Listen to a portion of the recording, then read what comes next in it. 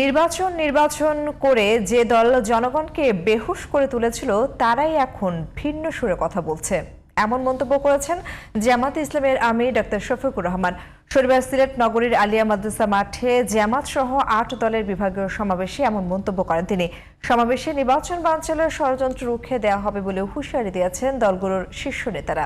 সিলেট প্রতিনিধি বিলকিস আক্তার সুমির রিপোর্ট জানাচ্ছেন কিরণ মুস্তফা। জুলাই সনদ বাস্তবায়ন সহ 5 দফা দাবিতে শনিবার সিলেট নগরীর আলিয়া মাদ্রাসা মাঠে বিভাগীয় সমাবেশের আয়োজন করে জামাত সহ সমমনা 8 দলের নেতারা।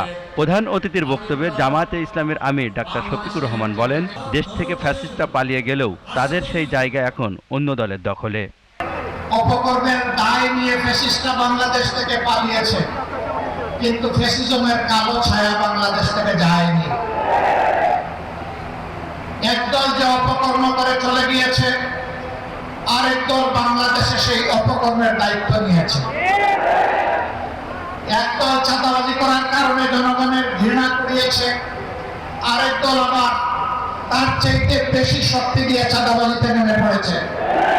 আওয়ামী লীগের সমালোচনা করে ডাক্তার শফিকুর রহমান বলেন, অন্যায় করলে বরদাস্ত করা হবে না। যারা এতদিন নির্বাচনের জন্য নির্বাচন করে জনগণকে বেহুশ করে তুলেছিল, এখন তারা বিভিন্ন সুরে কেউ কেউ কথা বলতে শুরু করেছে। এ লক্ষণ ভালো নয়।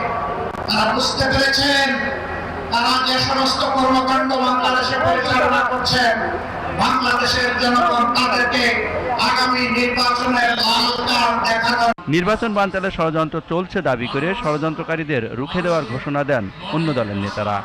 জুলাই বিপ্লবের মধ্য দিয়ে ফ্যাসিবাদী শক্তি বিতাড়িত হয়েছে।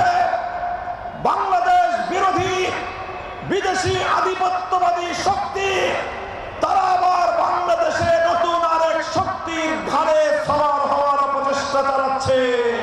সিলেটে 8 দলের বিভাগীয় সমাবেশ ঘিরে নগরীর নিরাপত্তা ব্যবস্থা জোরদার করে স্থানীয় প্রশাসন। কিরণ মুস্তফা, জিটিভি নিউজ।